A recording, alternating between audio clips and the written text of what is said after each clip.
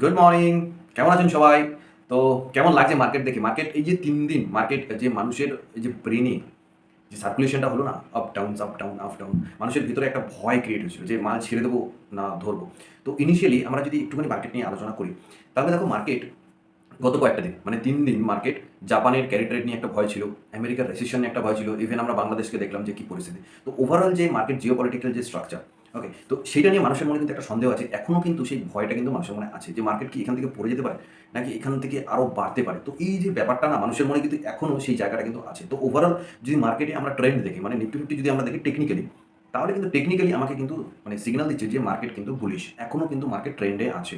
তো ওভারঅল যদি আমরা সাইকোলজিক্যালি দেখি, মানুষের ব্রেনকে যদি আমরা স্টাডি করি, তাহলে আমরা বুঝতে পারবো যে মানুষ কিন্তু সেই জায়গাটা এখনো নেই যে ট্রেন্ডে আছে। বহু মানুষ আছে যারা কিনা তাদের পজিশন বেচে দিয়ে, প্রফিট দিয়ে তারা কিন্তু ক্যাশ হোল্ড করে বসে আছে। ওকে, তো যে মার্কেট যদি পড়ে সেখান থেকে আমরা বাই করবো। ইভেন অনেকে আছে যারা নতুন মার্কেটে এন্ট্রি নিতে চাইছো, ওকে, তারা কীভাবে মার্কেটে এন্ট্রি নিতে পারে সেই রিলেটেড একটা ভিডিও অলরেডি আমি পোস্ট করে দিচ্ছি গতকাল।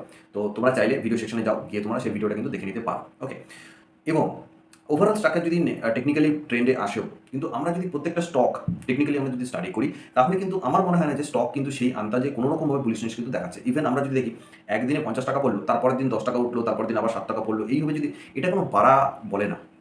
ওকে, তো আমাদের একটা ট্রেন্ড মার্কেটে ধরতে হবে, মার্কেটে আসতে হবে। তো নতুন করে যদি মার্কেটে এন্ট্রি হয়, তাহলে নিফটিতে বা একটা ইন্ডেক্সে আগে একটা বেস লাইন বানাতে হবে যে আমি কোথা থেকে বাই করবো, কোথায় আমার সাপোর্ট হবে, কোন জায়গাটায় দেখতে হবে যে বেস লাইন বানাচ্ছে না। যখনই বেস লাইন বানাবে তুমি এন্ট্রি নিতে পারো। ওকে, তো এইভাবে তোমরা নিতে পারো এন্ট্রি। ওকে, তো চলো আজকে যে কারণে ভিডিওটা বানানো সেটা হচ্ছে যে আমরা আজকেও একটা স্টক নিয়ে আলোচনা করবো ছোট করে। তো কোম্পানিটার নাম হচ্ছে ভাদিলাল ইন্ডাস্ট্রি। তো ভাদিলাল ইন্ডাস্ট্রি কাজটা কি? ভাদিলাল ইন্ডাস্ট্রি হচ্ছে আমাদের ইন্ডিয়াতে আইসক্রিম, যেটা আপনারা ভালোবাসেন, ভীষণ টেস্টি আইসক্রিম খেতে আপনারা ভালোবাসেন, সেই আইসক্রিম ব্র্যান্ড ম্যানুফ্যাকচার। ওকে, তো এদের আরেকটা জিনিস হচ্ছে এরা কিন্তু কান্ট্রির second largest producer of ice cream, second largest company কিন্তু আইসক্রিম ব্র্যান্ডের মধ্যে। ওকে, তো বর্তমানে যদি আমরা এর শেয়ার প্রাইস দেখি, তাহলে কিন্তু 4019 টাকা দাঁড়িয়েছে এবং মার্কেট ক্যাপ 1890 টাকা। এটা কিন্তু একটা স্মল ক্যাপ কোম্পানির মধ্যে পড়ে। ওকে, এর যে রেশিওগুলো আমাদের দেখা উচিত সেটা হচ্ছে টপ লাইন গ্রোথ যদি আমরা দেখি, তাহলে কিন্তু কোম্পানির টপ লাইন গ্রোথ প্রায় 10%-এর কাছাকাছি, অ্যারাউন্ড 10% কাছাকাছি। Bottom line growth around 30% bottom line growth. Okay, company যদি আমরা আরওই দেখি, তাহলে কিন্তু প্রায় 30%-এর কাছাকাছি। যে 30% আরওই মানে ভীষণ একটা ভালো কোম্পানি। তো এই কোম্পানিটার উপর নজর রাখা যেতে পারে যে আরওই আমার 30%, এর মানে আমি না ফট করে এন্ট্রি নিয়ে নেবো না। আমাকে কিছু দেখতে হবে যে মানুষটার মধ্যে কী কী জিনিস ভালো গুণ আছে, তারপরে তো মানুষটার প্রতি আমি ইন্টারেস্ট দেখাবো যে এই মানুষটাকে আরও চিনি, জানি, মানুষের সাথে মিশি। তো সেরকমই একটা ব্যাপার যে আমার কিছু জিনিস আমার দেখতে হবে যে কোম্পানিটার মধ্যে কী কী ভালো জিনিস আছে, তারপরে আমি কোম্পানিটার ব্যাপারে ইন্টারেস্ট শো করবো এবং সেই কোম্পানিটার ব্যাপারে অ্যানালিসিস স্টার্ট করবো যে সেই কোম্পানিটা ইনভেস্ট করা যেতে পারে কি পারে না। ওকে, তো কোম্পানিতে ইপিএস দেখি, তাহলে কিন্তু 212 টাকা হচ্ছে পার শেয়ার ইপিএস কোম্পানির। ওকে, কোম্পানির পি কিন্তু অনেকটাই লো, যেটা হচ্ছে 19। ওকে, তো শেয়ার প্রাইস অনুযায়ী ইপিএস এ কিন্তু 19 গুণ। ওকে, তো পেগ রেশিও আমরা যদি দেখি কোম্পানি, মানে প্রাইস টু আর্নিং গ্রোথ যদি আমরা দেখি, প্রাইস আর্নিং গ্রোথ, তাহলে কিন্তু কোম্পানির এটা কিন্তু একটা আন্ডার ভ্যালুড কোম্পানি, 0.55%।